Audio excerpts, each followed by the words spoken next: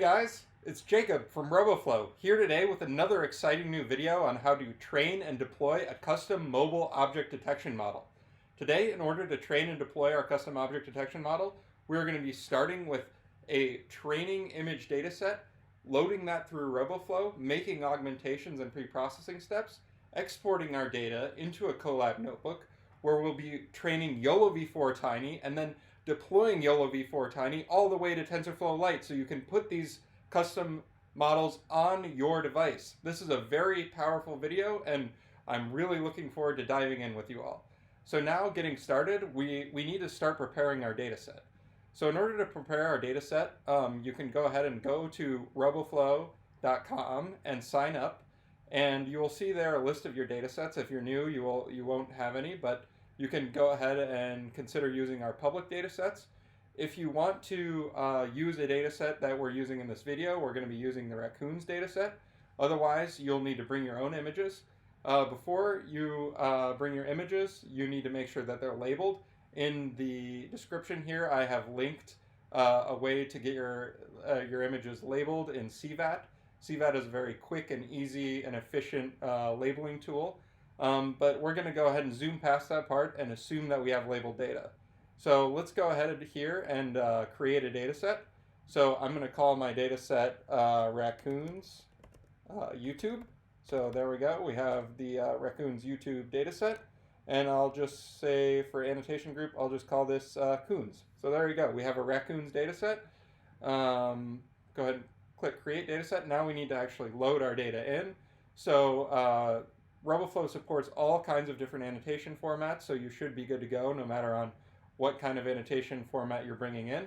I happen to have exported mine, I believe, in YOLOv5 PyTorch. So let's just say you had your data set in some format, Coco JSON, Pascal Voc, TF Record, whatever it is. You'll be able to just bring it in here. So here we go. We have our data set here. Let's take a look at our images. You can see here that I've got a list of raccoons, and there's a list of the corresponding label files that go with those raccoons. So we can go ahead and take our folder, drag and drop it in here to load it into the platform.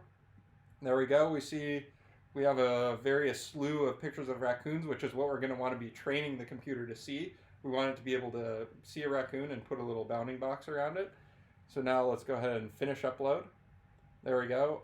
We're going to want to split our data set between train, valid, and test. Train is basically the data set that the model is going to be able to look at as it's going through and adjusting its parameters and learning how to fit a model to the data. Valid will be the thing that we're peeking at during training to make sure that we're actually getting better performance on data that we haven't seen yet. And then test is what we'll reserve for the very end, so we can basically take a look and know that we haven't even looked at any of this data, and it will be safe for us to test on after our detector has been trained. So here we go. Our raccoons are loading in. This may take a second if you have a little bit of a larger data set, but otherwise should load in quite quickly for you. There we go. Now we're kind of in the main platform here where we're going to do our data pre-processing and our data augmentation. So pre-processing is a step that happens to your data set before it is loaded into training, and this happens both for train, valid, and test, because this is going to be a step that you're going to want to take to your images before you actually pass them through an inference step, whether that be in training or at test time. So some pre-processing steps we have here: we can grayscale, we can tile, we can modify our classes if we want to edit our data set and make sure that our ontology management is up to speed with what we want to be doing. I am going to go ahead and skip these for now, since those are just a basic tutorial. But I will leave on the presets of auto orient and resize. So we're going to resizing our images down to 416 by 416. For augmentations are something that you can use to augment your training set and make your training set larger, so you have to label less images, and you can try to basically think ahead to situations that your model's going to encounter in the wild. And once you have kind of thought through the things that it might be encountered, then you can make these enhancements to your data, and RoboFlow handles all of this automatically for you. So I'm just going to kind of think a little bit logically about the way raccoons might be presenting themselves in the wild. So based on our data set, they might be slightly rotated. Definitely this raccoon could appear in multiple different rotations. I'll just make a little bit of rotation there. Also, our camera may be a little bit blurry, so maybe I want to add a little bit of blur here. Okay, I'll go ahead and apply that. And then maybe for the last thing, let's just say a random crop. It might be a little bit zoomed in or out where the raccoon is, so I'll add a little bit of variation there as well. Okay, there we go. We have our augmentation and preprocessing settings, and we can go ahead and generate our data set here. So I'm going to go ahead and generate a YouTube data set for this raccoon's data set. Okay, here we go. So this is sending your images over to our servers where we're making the transformations for you, so you don't have to worry about any of that code. The best part here is that your data is now versioned, so you can keep track of it. For this tutorial now, so after your data set is generated, then you're going to want to export it in a given format. So just like I said, you can bring in any format, you can export to any format as well. So we're going to choose YOLO Darknet for this tutorial. YOLO Darknet is basically the annotation format that the Darknet framework consumes. If you're not familiar with Darknet, there's a lot of great content on the RoboFlow blog, and something I highly recommend in kind of learning about and diving into a little bit. After you choose that annotation format, you go ahead and hit show download code. So this will zip up our data set and provide us a link that we can then bring into a Collab Notebook where we will be doing our training. So here we go. Here we're going to go ahead and copy this guy. Copy that link. There we go. Now we have that. And we're going to go ahead and dive into the code. All right. So now moving on to the notebook to train a custom model in Darknet and then export to TensorFlow Lite and then export onto device. So this is this notebook will be linked below, and you'll be able to use this code and work along with me as you're viewing this video. So the first step is as we're going into the Collab Notebook is to just kind of get a lay of the land. First, you'll want to go to File, Save a Copy, and Drive. So that allows you to basically make edits. I've already done that, so we can go ahead and move along. And then sort of just getting a feel for Colab. Colab is basically a free compute environment that Google provides where you can get access to GPU resources. If you upgrade to Colab Pro, you can get better GPUs. I'll be on Colab Pro today, so things will run a little bit faster, but this is all possible on the free tier as well. One big thing you're going to want to make sure is you want to go to Runtime, change Runtime type, and make sure that your hardware accelerator is set to GPU. This will ensure that your Collab Notebook is running on a GPU, which is what you're going to need to have to be able to train through the massive amount of data that you're going to be bringing through and tuning all the model weights as training occurs. So okay, there we go. We got GPU selected, and now we can move on to importing our data set. Okay, there we go. I've brought in my data set there. I just skipped over it so you wouldn't see my secret key, but here we go. We've got basically our data set of raccoons broken into train, valid, and test folders, and this is all existing in the /content /dataset directory. So there you go. We have our data all imported into our notebook, and we can go ahead and move along. Next, we need to set up Darknet. This is basically where we're going to install Darknet into the Collab Notebook that we're working on. To get started with this, we want to take a look at, make sure we have our CUDA drivers and our GPU all exposed. So if you forgot to enable GPU, you'll notice at this step, but go ahead and see what Google Colab gave us here. Colab gave us a P100 GPU. That's really exciting. That should be able to give us a little bit of extra firepower as we kick off training. Another important thing is to know that based on the output of the above, you're going to want to adjust this parameter here, compute capability. This actually is going to be a little bit, it's going to be variable based on which GPU you have to inform Darknet which GPU to run on. So we'll go ahead and run this guy. So we've got Tesla P100, so we're going to hit 60 there. And then we can go ahead and head into the Darknet repo. So we've got a version of the Darknet repo here, cloned and forked in RoboFlow that you can go ahead and access. And we're going to change the makefile a little bit based on which GPU we're running on, and go ahead and make Darknet. So this is where basically all of the backend code behind the Darknet training environment is being compiled. And so Darknet is primarily written in C, so a lot of these printouts look kind of foreign, especially for those of us who are usually living in Python. But the nice thing about this Collab Notebook is you'll be able to leverage all the training capabilities of Darknet, even though you're in a Python environment. So here we go. So you'll know this. You'll know that this makefile process works when you get this printout at the bottom. Okay, there it is. You can see here it starts with G++ and kind of looks like a bunch of gibberish, but once you see that, you'll know that, all right, training all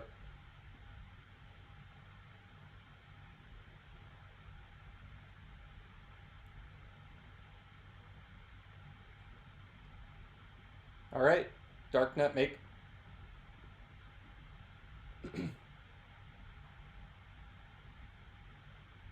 All right, making Darknet complete. You'll know that this is completed when you see this line here, starting with G++. Looks a little bit like gibberish, but if you see that this line prints out, then you'll know that Darknet has been successfully made. All right, moving along. We're going to go ahead and download some pre-trained weights for Darknet. This will basically allow us to start from a checkpoint that has already been trained on the COCO dataset, which is a very large dataset. So our model will already have an idea of how to aggregate and form features for images in general. And then from that general standpoint, we'll take it and we'll actually be fine-tuning it onto our custom data. So in this case, we're going to be using the Raccoon's dataset to fine-tune the model into understanding the way to identify a raccoon, and you'll be doing that for whatever data set you have of your choice. Okay, so now we're going to kind of work on configuring Darknet training job to be custom based on our data. Okay, we're go ahead and here. This is mostly just data management, so we're going through and we're pointing Darknet to the place that we've installed our data set. Now we're going to go ahead and write a custom training configuration. So this is where we'll actually define the way that the model is built and structured so that it will train based on our custom data. And so here we go. Here's kind of the way the network is laid out. So you can see here that it's all in a file, so you can see all the different layers and everything that are present in the network. You can just go ahead and run past this though, as we have everything that kind of goes custom based on the data set you imported. And you can take a look at that file here and just make sure and check that everything is right. The biggest thing to kind of know about this is you want to make sure that you get the right input resolution matching your data. And then the other large thing that's going to be changing the way our training job runs is to be changing the max batches. The max batches is basically how long the training job is going to run for. So the more and more batches that you put into it, the longer time it's actually going to take. And generally that leads to better performance, but You should also know that you can shorten that up if you want to get things to run faster. Okay, so now everything's ready. We have our data set up. We have our custom model configuration in Darknet Setup. So now we're going to go ahead and move right along and kick off training. So you can see here we point to the weights, the pre-trained weights. We point to our custom model configuration. And our data set's location is all linked up in that. So we are basically ready to go. Now I'm going to use some special time travel to go ahead and fiat that this is done. This step may take a few hours for you, maybe even a half day if you have a very large data set. And just be patient and check out some blog posts on the RoboFlow blog. All right, so picking up where we left off, training has completed. And as you've been training, you can go ahead and see how things have been printing out. And you're going to want to be watching basically as the iterations progress, you're going to want to watch this average loss decrease. So if the loss is decreasing, then you know that the model is starting to fit the data better. So this is actually proving that things are working. The other thing to watch is the MAP calculation. This will tell you how well your detector is doing on your validation set. And looks like here we've got a MAP of 91.7, which is pretty good, meaning that most of the raccoons are being recognized. So now we can go ahead and test to make sure that our detector is working. We will go ahead and check out where our weights saved. So these are all the weights for our detector. And as you can see, the one we're probably going to use is best weight. So this is where your model will get the best performance on the validation set. Real quick here, we can go ahead and save these weights in our drive. So you can go ahead and get your one-time key here and go ahead and paste that in. There you go. And then we take the weights and we can copy them into our drive. This will basically preserve the weights, so if you want to pick back up where we left off, you don't have to rerun training all over again. And then we're going to run inference on a test image. So here we're going to take our Darknet detector, and this is all still operating in the Darknet framework, and go ahead and see if it's able to recognize Raccoon. Okay, there we go. Looks like it tagged the Raccoon quite well. So there we go. Now there's a 0 here because the class names probably need to be moved in there, but that's just a matter of class name management. Okay, so going on and moving forward. Now we want to convert our Darknet model into a TensorFlow saved graph model. Once we have the saved graph, then we can take the saved graph and convert it into a TensorFlow Lite model. So here we go. We're going to go ahead and download this helper repo to transform our model into TensorFlow saved graph. And there we go, git clone. And we're going to go ahead and do some copying of our class names over and changing some things about class names there. Now here we're going to convert into a TensorFlow saved graph. Here, the most important thing about this code here is to make sure that you get the input resolution to match the input resolution that you trained the detector on. So that goes all the way back to the resize step. In RoboFlow, we chose 416, and we've been passing 416 along this whole time. And we're going to go ahead and hit convert here.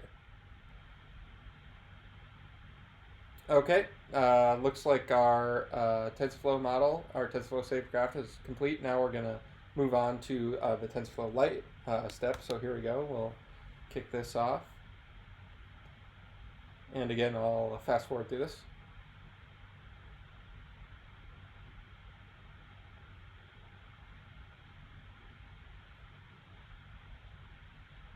Okay, so our TensorFlow Lite model has completed converting, and now we're going to go ahead and just verify that everything has worked.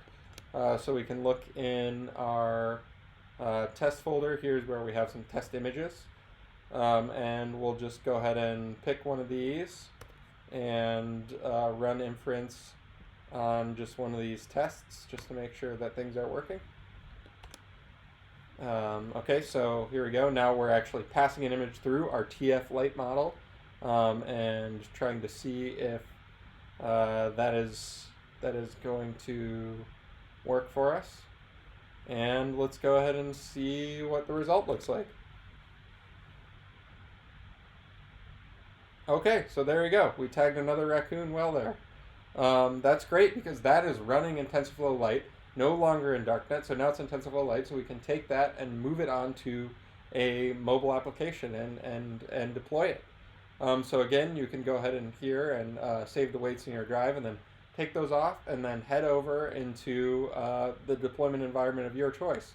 I will link this blog below, but we provide an example here of how to deploy your TensorFlow Lite model on device. And here we're doing it with the Android developer solution. So this is how you can take this model and you can go ahead and put it onto Android and the Android Studio. This is mostly using this helper repo, which is the TensorFlow YOLOv4 TFLite repository. The steps are relatively simple there in that guide. And also there are solutions to go onto iOS and other devices like Raspberry Pi. But now that you have the model in TFLite, all of these deploy solutions are going to be a lot easier for you. And that's all for today. Thanks for watching a video on how to train a custom object detection model in Darknet and take it all the way to deployment via TensorFlow Lite. Happy detecting.